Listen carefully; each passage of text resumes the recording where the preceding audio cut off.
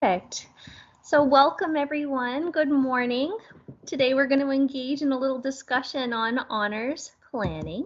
My name is Terra Duncan and I've been a member of the Dalhousie community now for about 16 years. My pronouns are she and her.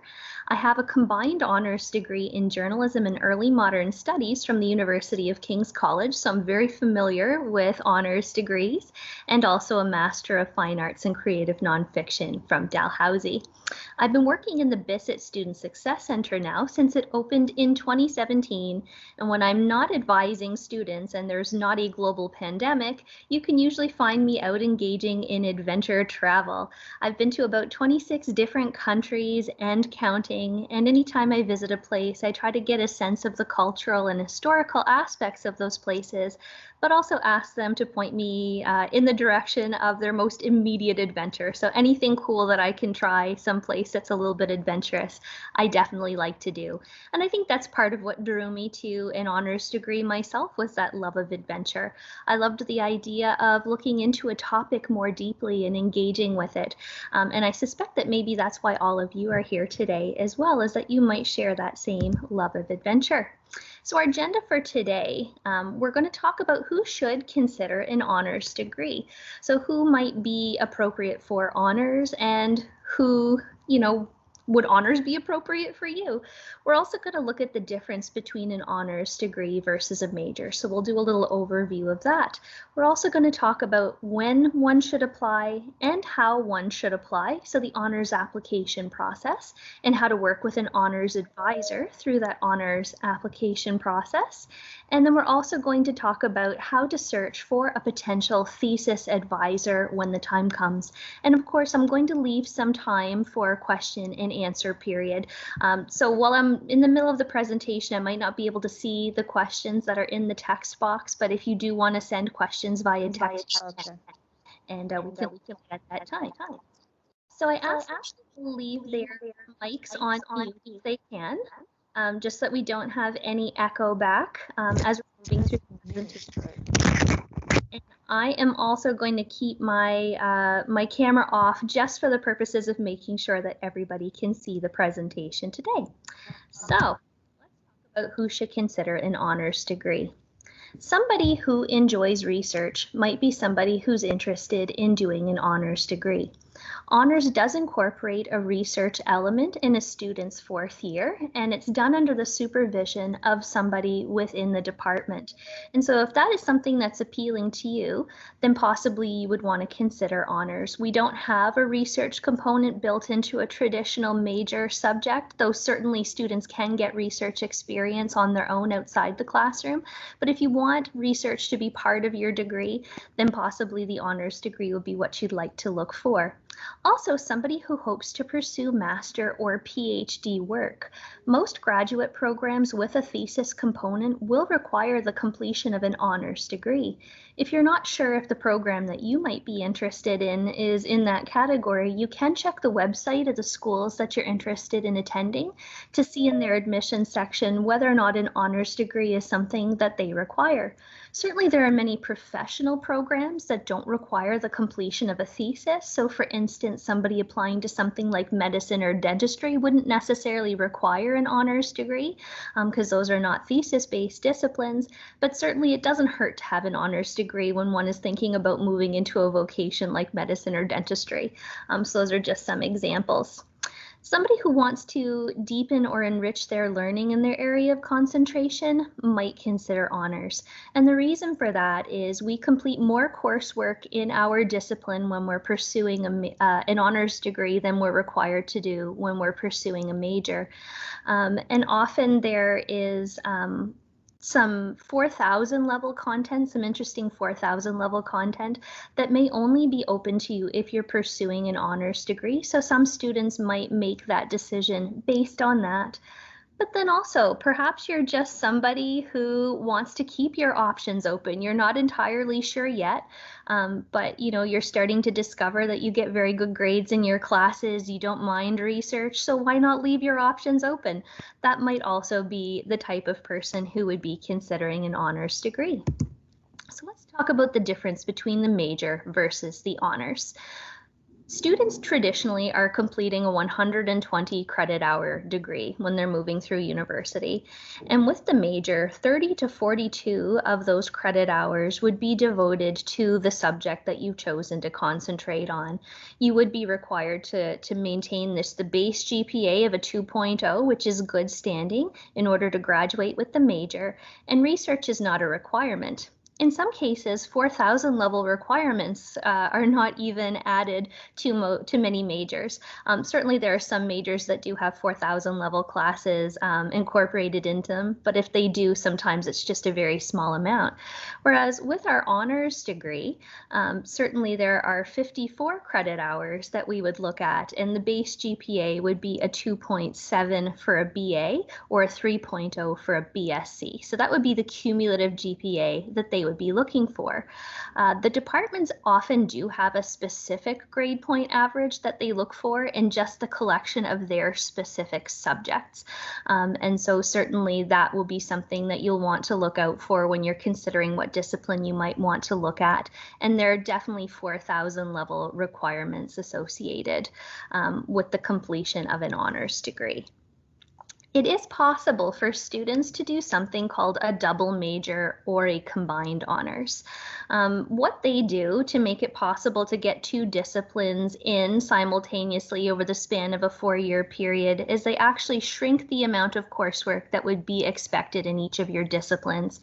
For a traditional double major, it's usually 30 credit hours in each of your different disciplines. But if you're pursuing a Bachelor of Science and you want to have an arts-based discipline as your secondary subject, they do require that you have just slightly more coursework in your BSc. So maybe you'd have 33 credit hours in your science subject and 30 credit hours in your arts subject, for example. But as you can see, it's a pretty even split between the two. And with careful planning, certainly is possible for one to get the requirements associated with that degree in within a 4-year period.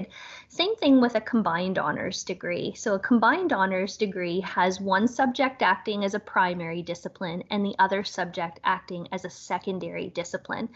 When there's a course that's a secondary discipline, you don't have to do a thesis in that particular secondary subject. You only do your thesis in your primary subject.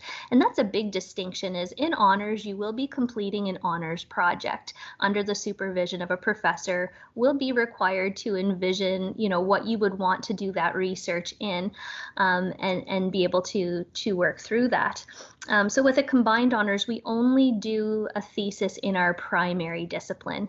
If you're a Bachelor of Science student carrying an arts-based discipline as your secondary discipline, the arts-based discipline does need to be the secondary discipline. So we can't carry our arts-based discipline as our primary if we're a Bachelor of Science student.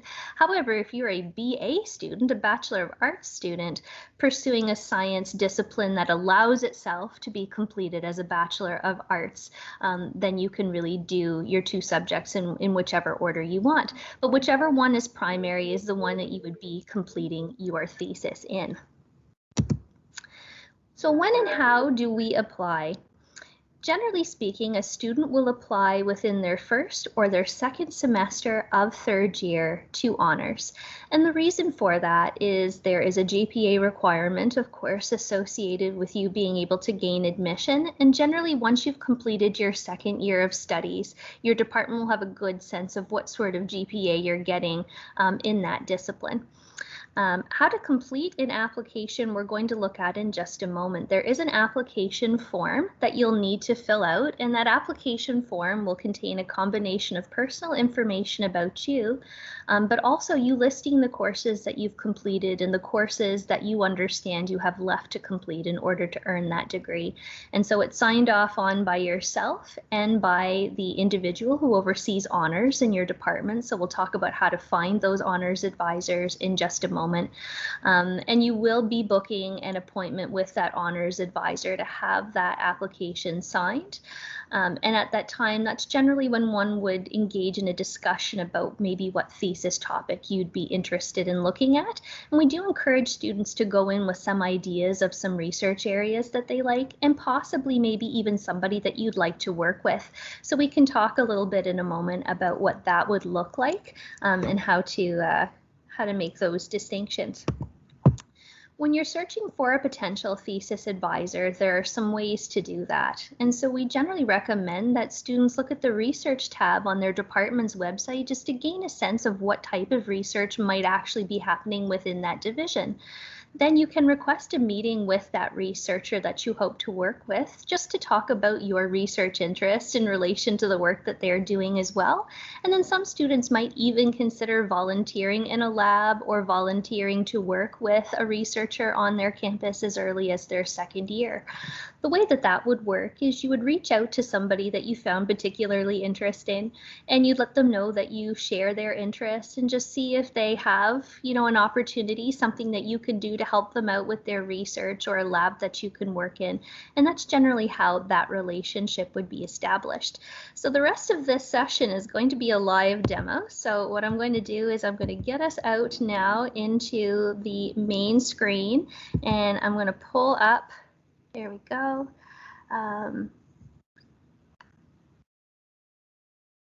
Wonderful. So I'm just going to work on sharing this. Bear with me here. I want to make sure that I'm sharing my actual computer screen with you today. So I'll share content, and boom, here we go. So now we're looking at my computer screen today. So the first thing that I wanted to live demo for you is how to find the honors application.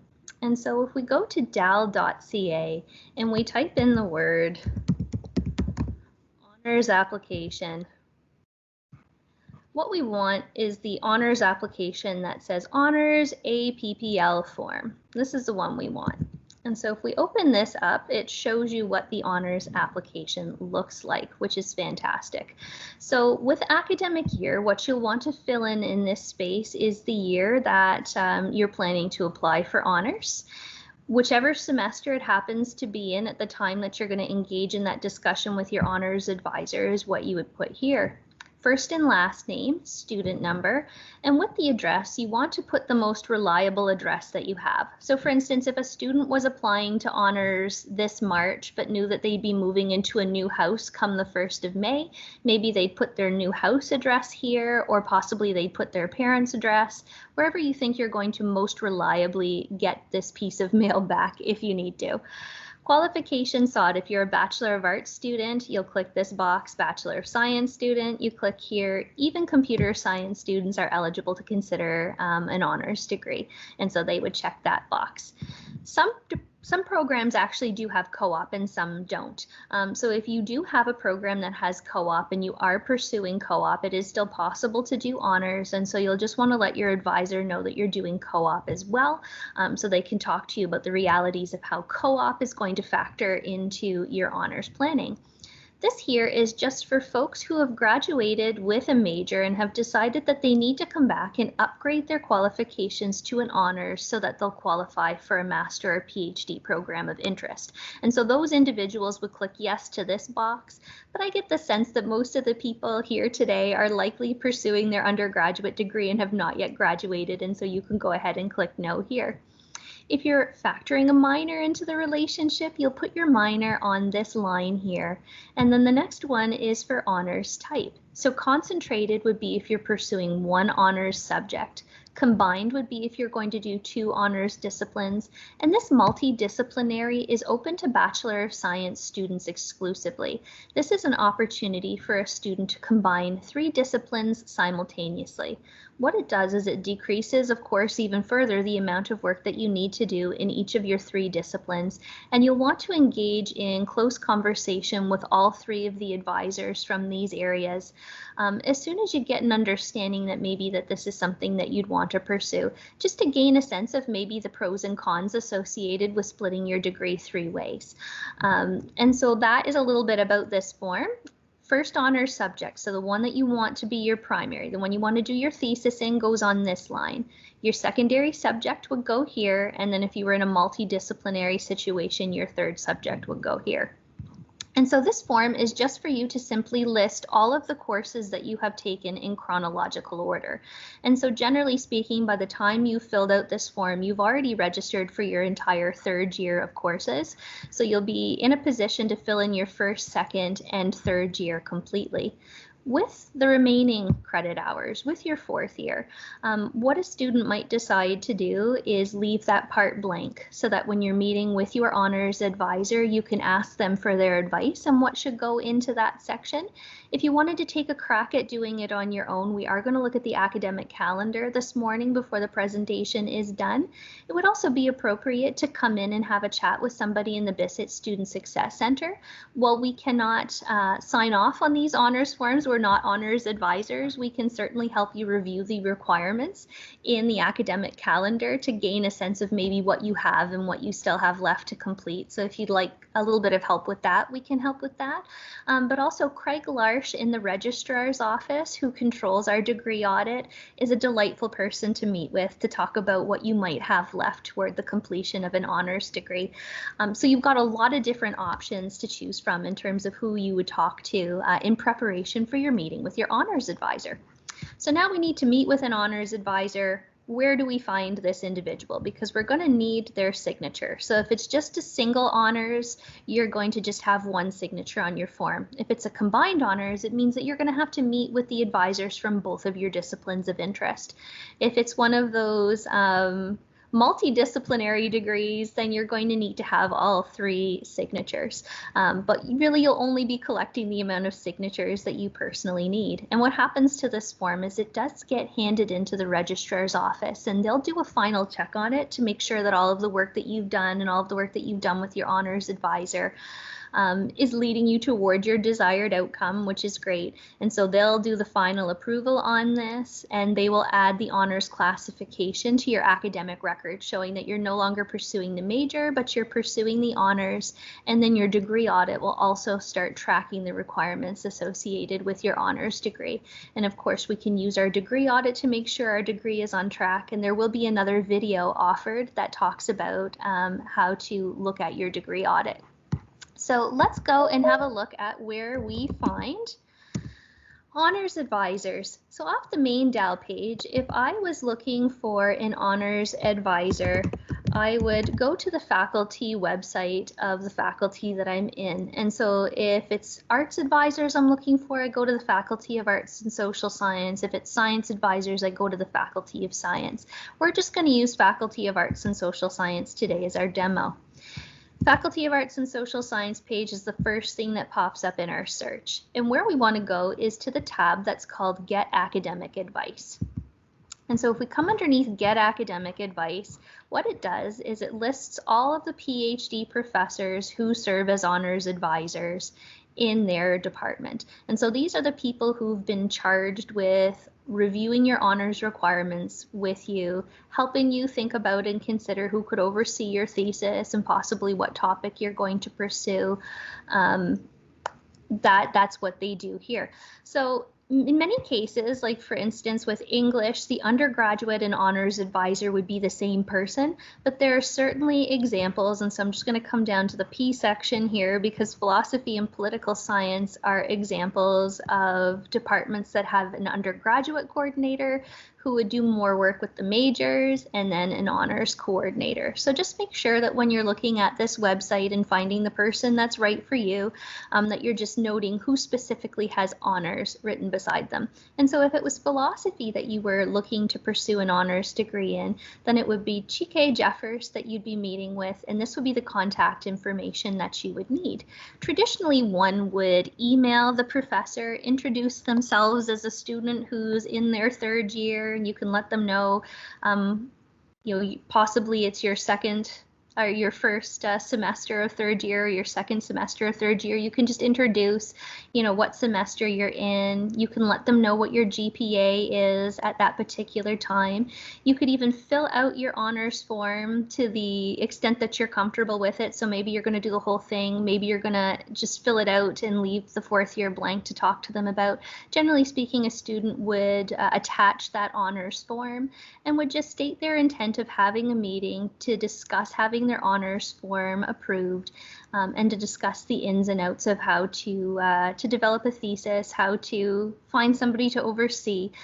That's more or less the step that you would go through in order to get that honors application approved. And so when we're trying to find a thesis advisor, and that's something that I've encouraged you to think about in advance of having a meeting with an honors advisor, what I generally recommend you do is use the department's website just to envision what's possible. And so I'm going to use psychology as my example program today. And generally speaking, you're going to find that there'll be two different websites for the department. So one will be sort of directed towards students who are in high school trying to gain admission to Dalhousie. And this little box over here is a pretty good indication that that's the website that you're on. What I like to do is I like to go to the department website that would be for current students. And so we're on that website now. And the first thing that I would do if I was a student looking to get a sense of the research opportunities in this department is I'd click on the research tab. And every department has their research tab that talks a little bit about the labs that are available and the research that's being conducted on their campus. And so we can see here that there are a lot of different labs going on in psych and neuroscience, and that'll be true of a lot of these disciplines. And so if you're curious about what's happening in a lab, maybe you'll see some words that strike you, language and literacy. Maybe you've always been very passionate about that, or the studies in that area have always intrigued you. So you might click on that website and you might come in and just get a better sense of what's going on in that particular lab. So that is certainly a good way to go about things. And if you find that you're really interested in the work that's being done in that lab, then you might actually reach out to the professor who is overseeing that lab and talk to them about the possibility of joining their lab as a research assistant, possibly just to get a sense of what the lab is all about. So maybe you could be volunteering your time, but also, are they somebody who might be able to oversee your thesis?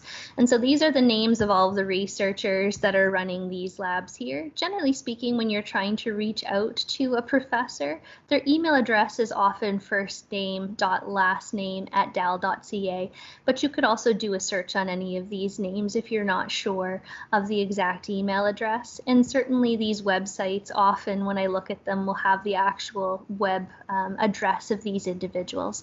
And so it's okay to reach out and say, I'm somebody interested in what you're studying. I'm a student who's in my third year thinking about going into an honors program, and I would love to discuss the possibility of working with you.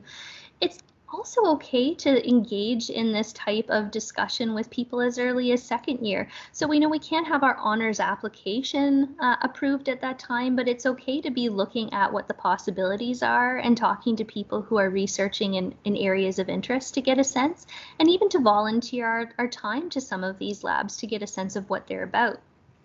Another way to go about trying to identify a potential thesis advisor is to just look at the profiles of the faculty members that are teaching. So not all departments are going to have research labs. This can be very true of arts-based disciplines, for example. So finding a thesis advisor might actually be about finding a person who is interested in the type of stuff that you're interested in. And so clicking on a faculty profile will give you a sense of what their research topics and research interests are. And if there's no lab associated with your department, often because you're in an arts-based discipline, it's okay to reach out to somebody who shares research interests or does research in areas that you find fascinating and say, hey, are you personally engaging in research right now? And might you be interested in somebody to help you do, some of that research? And so you can get a little bit of experience that way. But that's really how you go about just gaining a sense of who you might like to work with. And so once you have a sense of some people that you might like to work with and some ideas about, things that you're interested in, you don't have to go in with a fully crafted thesis topic. That's something that the departments will help you with. But if you can go in and at least say, I have an interest in this kind of thing, and, I think this person could be a good person to work with, then that honors advisor has something to go on and can help direct you. In terms of finding requirements, honors requirements, the requirements are actually housed in our academic calendar. So off our main page, if we go underneath current students and we go underneath academic calendar, we can actually look up what's expected of us in each of our disciplines. Generally speaking, we are going to want to use the calendar of the year that we began our degree. And so what I mean by that is if you started your Bachelor of Arts in 2017, 2018, then we would want to use this academic calendar and the rules associated with that particular academic year. But let's pretend that you were a Bachelor of Science student in 2017 and you decided to switch to a Bachelor of Arts. And so you're now working on a Bachelor of Arts and you made that change in 2019. Then the calendar that you look in is the 2019 academic calendar. So your calendar is not associated with your major, it's associated with your degree program. So if you moved from a BA to a BSc, it would change your calendar. But if you're a Bachelor of Arts student and you decided not to do SOSA anymore and decided to do history, you'd still be in the same calendar because you're still a Bachelor of Arts student. So we're just going to grab this academic calendar today as our model. And when we click on an academic calendar, it looks like this. And what I love about this document is that it's got a wonderful table of contents that just spells out what is happening in each of the areas. And it's very easy to click on the name of something and it'll take you directly to that section. So it's actually a really navigable document, which I really love. And so when we're trying to think about the structure of an honors degree or doing an honors degree, what we'll want to do is we'll want to scroll down until we hit the College of Arts and Science.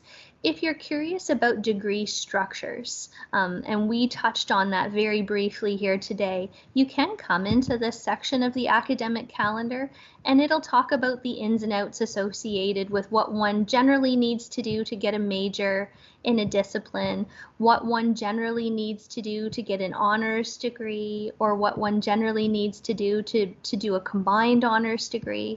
So it talks about the minimum number of courses you need to have, the fact that your grades need to be a C or better. That's a pretty universal rule straight across the board.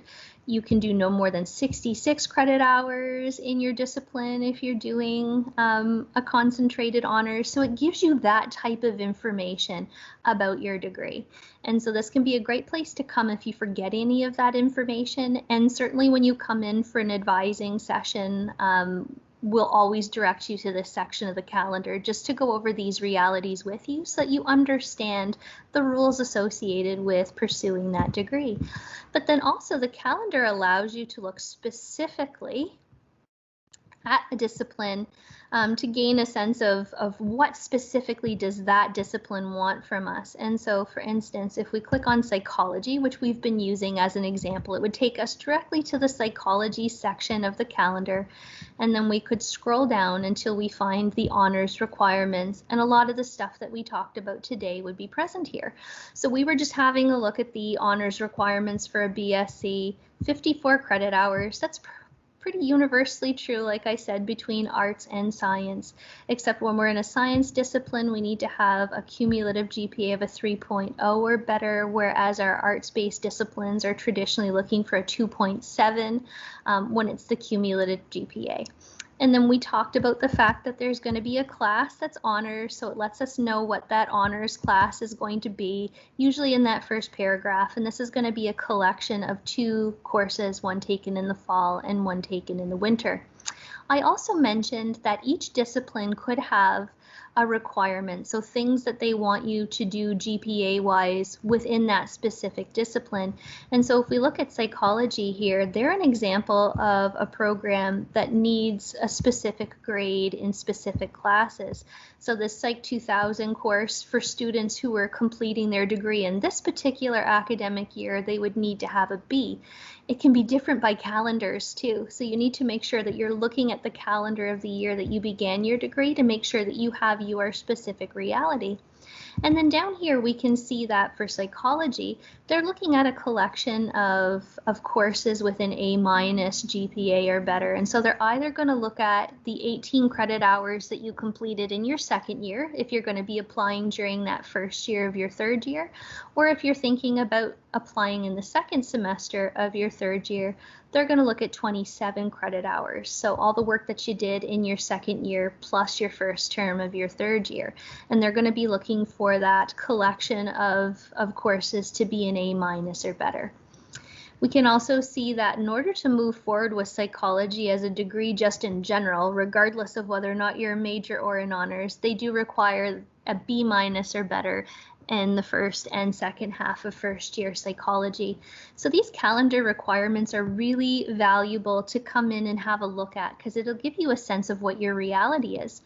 And then they're very descriptive. So we can see that at the 2000 level, this is how much of psychology we need to be looking at. This would be 18 credit hours. So they have 3 courses, which is 9 credit hours that are mandated. And then they give you an option of choosing 3 classes off this list. And so 9 plus 9 gives us a total of 18 credit hours. They'll want to see that. And then they let us know what they want at the third year level as well, and the fourth year level as well. So this just gives you a snapshot of the work that would be involved and the commitment that you'd be making. So we can see that we've got to do a thesis in our fourth year. We will certainly have 6 credit hours worth of seminar content, and then they're also looking for 6 additional credit hours of electives of our choosing at the 3,000 or 4,000 level. And so sometimes just looking at these requirements will give you a sense of whether or not you want to pursue honors in this discipline, and if you're comfortable with those requirements. And you can compare the honors requirements to the major requirements. And so if you just scroll down to the major section, you can see that the rules have certainly changed. 42 credit hours to pursue the major instead of 54 credit hours. We don't have a thesis listed here anymore. We just need to get a 2.0 GPA or better, which is the GPA that we need to remain in good standing and graduate. So that's what we would need for the major. They do still have, like I promised, that B- needed in both halves of psych in order to move forward. But if we look down here, we can see that they've kept the second year requirements the same, because we expect that most students at the end of second year will make that decision about whether or not honors is right for them. And really the change has come in, as you can see, when we get to the 3,000 level, we've got fewer requirements that we would be expected to complete, and we can see that we don't have any mandated 4,000 level content here. So that's just an example of what honors might look like in a science-based discipline. And so I'd also like to be fair and even and give you an example of what to look at in an arts-based discipline. And I have just chosen today that we're going to look at the sociology, social anthropology section. So we'll have a look here. And so if we come down to this section and we go to their honors requirements, like I'd mentioned, it's a cumulative GPA of a 2.7 instead of a 3.0. So that's one of the distinctions. This particular department requires a B+ GPA in the collection of SOSA courses that are at the second year level or above. And so if we come down here, what they've done is they've outlined what the expectations would be by year. What's interesting about this particular academic calendar is it's letting us know that we need 54 credit hours, just like we would have in the science example of psychology. But what they've done is they've just listed the requirements that we need here. So if you were to count all of this up, you would only get to 21 credit hours, where if you had counted up all of the things that psychology wanted, you would have gotten to the 54. Basically, what they're expecting us to do, or sorry, when you count this up, you get 33.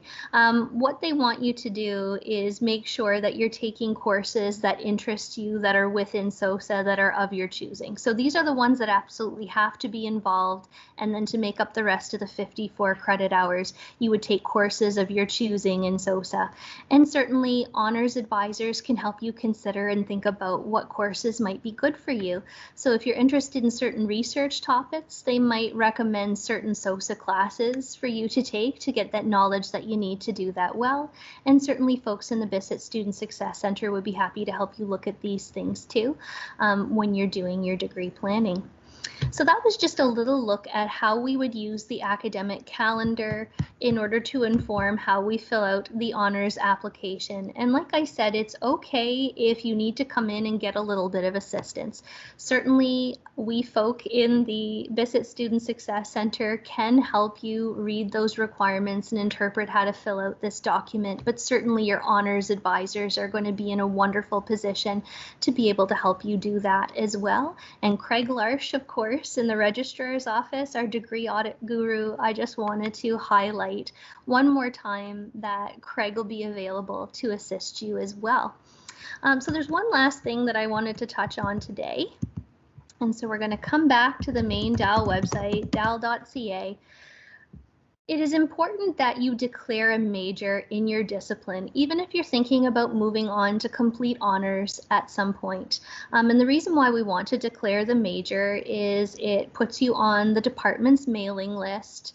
And just really gets you engaged and immersed in your department. So that's one reason why we might want to do that. But also some departments actually require you to have a major declared in order for you to be able to register in their second, third, and fourth year classes. And psychology is an example of one of those programs that requires you to be declared.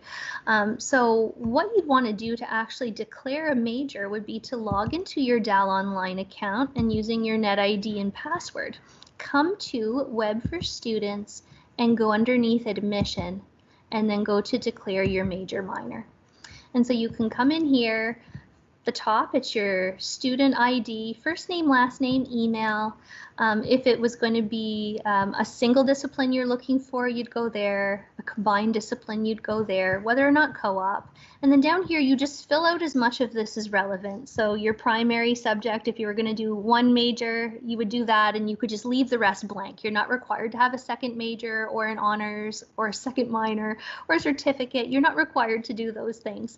And certainly having an appointment with an academic advisor can help you determine how much degree structure you want to incorporate, whether or not minors are good for you, whether or not certificates are good for you. So it's good to make an appointment with an advisor if you want to discuss some of those things. But you just fill in what is relevant to you and hit submit information, and it goes to the registrar's office, and what they do is they process that form and they update your academic record to show that you're enrolled in the major. So we usually recommend that around the end of your first year that you're declaring the major. And then of course, if you want to move forward with honors, that would be the application process that we just looked at today.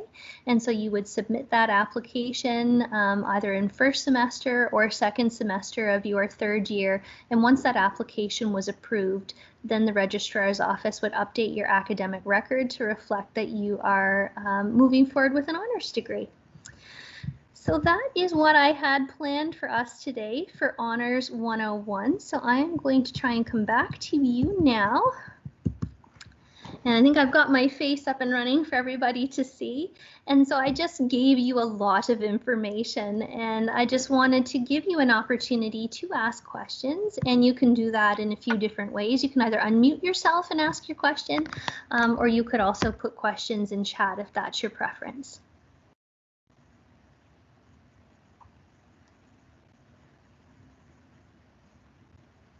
Do we have any questions in our audience today?